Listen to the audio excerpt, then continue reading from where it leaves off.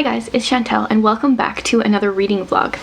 Now, I feel like I started out April decently well because I finished Romanov this weekend. Yeah, so it was only like a few days into the month and I finished a book, which normally wouldn't be so exciting, but with everything that's been going on lately, it feels like it's exciting to me. So, Romanov. I ended up giving this book 5 stars. It will probably be one of my favorites of the year.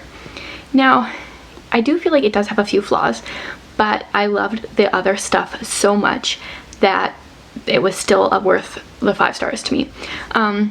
So in this book we follow like the Romanov family when they're exiled into Siberia, like they are Russian royalty back in the early 1900s.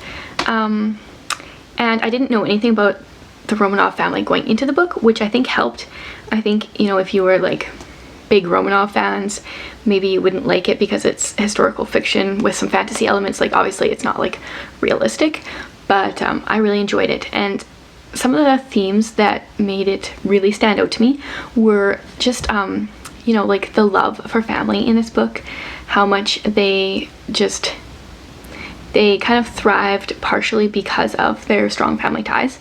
And also what happened in this book, and what is apparently true, is the Romanov family was so kind to the guards that were watching them when they were in exile that they all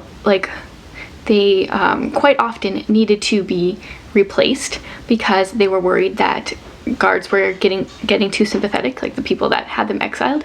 So they would often have to replace them, and the Romanov family would just be like so kind to them that the guards actually ended up liking them, which is a really good like I can't imagine being exiled and, you know, loving the people that were guarding me, but that is what they did. Yeah, so I really liked what Nadine Brandes did in this book.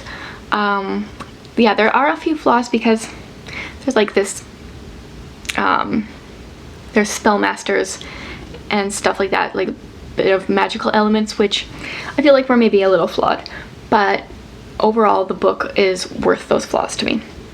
So I finished this, and I did start the very first chapter of Thunderhead. It is quite a bit bigger than Scythe, I think. So this is book 2 in the Scythe trilogy, whatever it's called, Arc of a Scythe. And I've heard so many good things about this one. I feel like the first book was like, yeah, there's quite a bit of good stuff about it, but the second one, there's been a lot of people that love this one, and then I've kind of like heard conflicting things about book 3. So yeah, like I'm 12 pages in, not very far at all. I'm going to be focusing on this in the next little while, and then if I kind of want a second book going along with it, I think I will pick up Coral from I think it's written by Sarah Ella. So that'll be my, like, if I want to read 2 books at a time kind of book. Otherwise I'll just focus on this one for a while. And yeah, I'll check back in a few days. Hey guys, it's been about like a week and a half since I did a last reading update, mostly because I haven't been reading anything much, but I am very slowly working on Thunderhead. Like I am, I think, on chapter 10, which is, you know, about 100 pages in, and I've been reading this for a week and a half. So I'm finding it interesting though. Really curious as to where like the whole series is gonna go. I've heard lots of interesting things about Thunderhead and how there are some big surprises in the book, and I have no idea what those surprises are going to be. I'm really curious. Yeah, so it's just kind of like an update. I'm still reading this incredibly slowly. Thankfully, you know, like with the power of video, you can't tell that it's been a week and a half since the last time I updated. But we are on like April 17th, and I've only read 1 book out of my TBR. So I really gotta like start going here. I'm like not very far into this. And then I have, I think, 4 or 5 other books I need to read yet this month. So time to like get cruising here.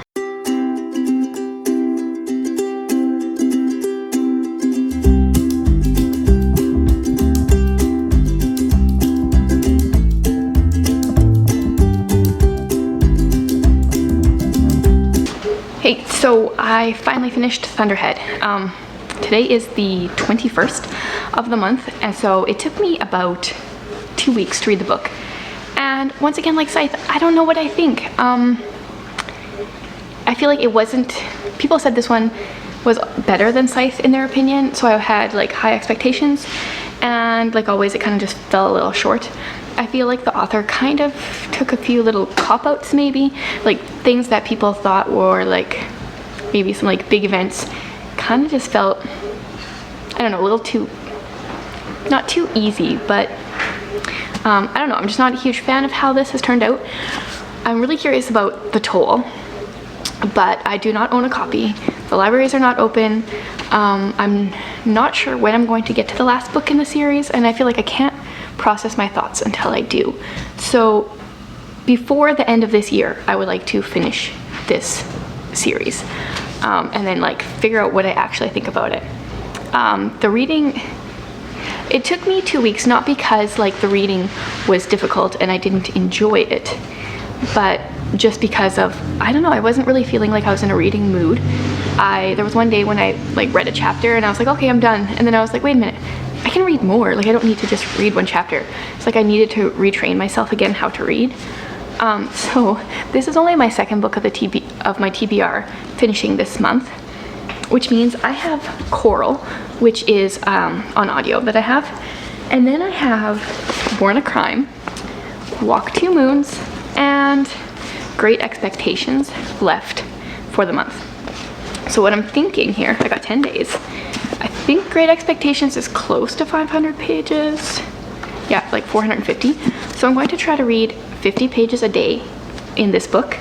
And then the other three, these two plus Coral, I'm going to try to read, like I have 3 days to read each of them, but I'm going to try to read each in 2 days while still reading this. So that's kind of my goal. It's a lot of books in a short amount of time when I haven't really been reading, but I like a good challenge. So this is going to be my challenge to myself this month, is to finish my TBR. So we'll see how that actually goes. Okay, so we are on April 25th now, and I finished Coral yesterday, and I really, really, really liked it, and I really, really, really, really wanted to give it 5 stars, but like right at the end there, it kind of just, something was missing. So just kind of like a brief synopsis, we follow a couple different storylines, one of which is a mermaid named Coral, and there are very heavy themes of suicide and depression throughout the book, and it's very well done. So in the story, we follow Coral, who she's looking for the guy who kind of drove her sister to commit suicide, is kind of the main gist, I guess. And her sister called this guy her prince, and so Coral is looking for a prince. And throughout the book we get these like letters from a prince, and he's telling her that she's not nothing and he's there for her and all this. And this book is written by a Christian author, and so I was really hoping out in the end that Jesus would be the prince, but it turns out it was just a guy. Like she was okay because of this guy. And like, oh man, the book was so good on so many levels, and like just feel like it just kind of missed the mark, which is really too bad when that happens. I still gave it 4 stars. It really deals with suicide and depression really well, I think. But yeah, like that extra bit of hope by making Jesus the prince would have really upped the game. I thought it was gonna be one of my favorites of the year. For the record, there's a baby drinking a bottle here. That's those weird noises going on. Okay, so there's 5 days left in the month, and I technically have 3 books to finish. I started Great Expectations just yesterday. I marked out like the different pages that I would need to read for the rest of the month, and then I realized 40 pages in, I don't want to read this book. And that's part of the reason I want to read the books off my shelf, because I want to find out if I want to read them or not. And I feel like it's a classic. I kind of want it on my shelf, but I also don't want to keep books on my shelf that I'm not reading or going to read or like have DNF'd. So I'm going to officially DNF this. I'm going to get rid of this copy, and then I also have Tale of Two Cities in the same like edition, and I hated that book, so I'm going to get rid of that one as well. So then I'm down to 2 books for the last 5 days of the month. Walk Two Moons, I just started. I'm 10 pages in. I'm going to probably read this first and then go into Born a Crime for the last few days of the month. So now this kind of just like took it from like I'm never gonna be able to finish my TBR to something doable. That's what I'm gonna be doing the next few days.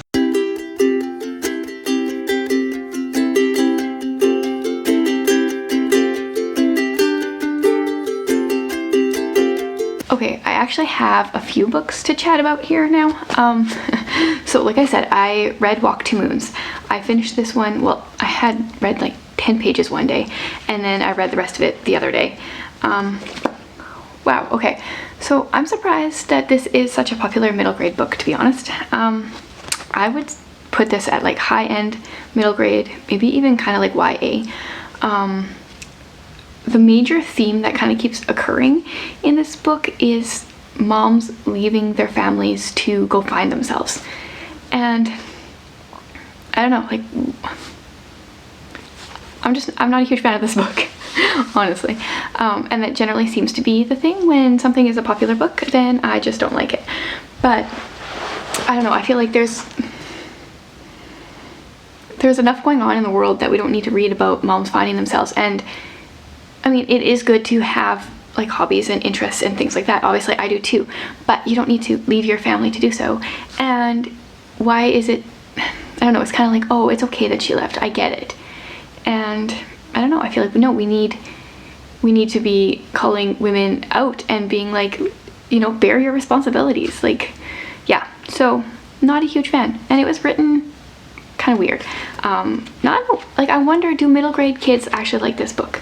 It won an award. I've heard it talked about a lot, you know, like amongst adults, but do middle grade kids actually like it? I don't know. I'm not going to even let my daughter read this book for quite some time. And I don't know, I might not even keep it. I do like Sharon Creech's writing, but I was disappointed with this one. So I finished this. Then I did start Born a Crime like I had planned. I figured out how many pages I need to read in the next few days just to get it done. So far, it's interesting. Wow. South Africa, I didn't even realize, you know, like 5.5 years ago when we were there, how dangerous of a country it actually is. And that's a good thing, I think. Otherwise, I would have been a little paranoid and I wouldn't have enjoyed myself as much as I did. But, you know, it's a country with a lot going on, a lot of sadness and a lot of pain. And so far, he does a really good job telling his story. It's hard, but he makes it funny at the same time. Yeah, I don't know. We'll see where this goes. It's, you know, opening up my eyes even more to South Africa, which is kind of my goal here. Then after I read, you know, like my allotment of this yesterday, I decided I really wanted to read something fast. So I had this on my TBR. Then she was gone, and I don't know if you can see it, but like the book has, the cover has like some raised spots, and I thought this was just like a really pretty color. I don't normally like pink, but when it comes to, you know, like art journaling stuff, I'm always drawn to like this kind of pink, and I like it with a gray. Anyway, so I really like the cover. The story is about a girl who goes missing, and most of the book takes place 10 years after that she's disappeared, and we kind of like follow her mother. And the story is like very much something that could/has happened in the world. It's messed up. I saw kind of the ending really early on. They kind of tell you a little bit, so I mostly skimmed / very quickly read the book. I think I ended up giving it like somewhere between 2 and 3 stars. It was kind of like what I needed just to like read a book really quickly, but this is another one that I'm not going to keep on my shelves. But I bought this from a thrift store. I think maybe I paid $1 for it, so it's worth the, you know, the couple hours of entertainment that I got out of it. One more book.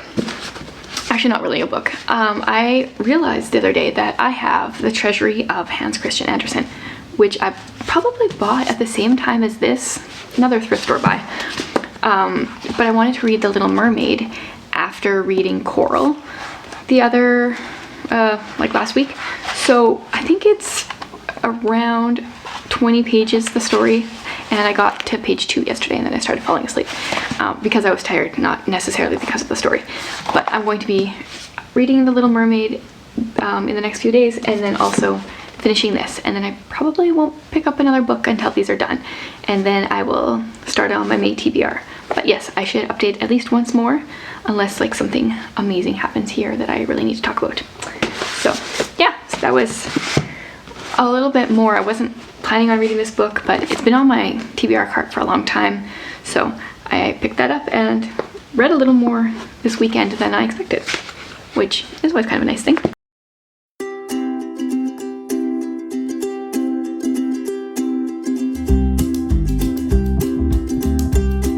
Okay, so the month is pretty much over. I have tomorrow yet, and yeah, so I have pretty much finished this book. I have like less than 50 pages left, and I want to get this up tomorrow, so that's why I'm going to kind of share a few thoughts today before I've, you know, haven't quite finished it. But so far it's very interesting. So this is his story growing up in South Africa as the byproduct of a black parent and a white parent, which at the time of his birth and his childhood was illegal. So this has given me a really good glimpse into South Africa in like the mostly 90s, I guess, is when he's kind of sharing about. And wow, I mean, the country has gone through so much, and I knew that. And the way he shares about things, though, they're heartbreaking and they're hilarious at the same time. And yeah, it you know, it's just his story of his life, how he doesn't fit in with the black people, the white people, the colored people, anyone, how he's, you know, how he kind of like made it through and rose up above where he should have been able to. It's like there is some language throughout the book, but he's not a Christian. He's had a really rough life, and he's just sharing about it. So this is a book that I am glad that I read. I feel like even though apartheid is over, it really has given me so many insights as to why South Africa is the way it is today. And yeah, if you want to know more about the country, I would recommend reading this book for sure. Assuming that nothing like really changes in the last bit, I won't really update about it anymore in my next reading vlog, because I'm assuming it'll kind of just be more of the same. But overall, it's an interesting look into the country and everything that they've gone through and how that affects, you know, the people in the country. So I will probably give this like a 3.5, 4-ish star rating. But yeah, so overall, April was a really interesting reading month. It started out fast, had like a really long dry spell there with Thunderhead. I don't know if it put me in a reading slump or if life was just kind of too crazy to do any reading. Possibly a little bit of both. And then I kind of finished all my books on my TBR, except the one that I DNF'd right there in like the last week or the last 10 days. So we'll see what May brings. Hopefully I don't leave all my books to the end of the month. But yeah, I would love to hear what you read in April. Anything good that stuck out to you? Any suggestions on what you think I should read in the future? Just leave me a comment below, and you know, like always, just list all the books.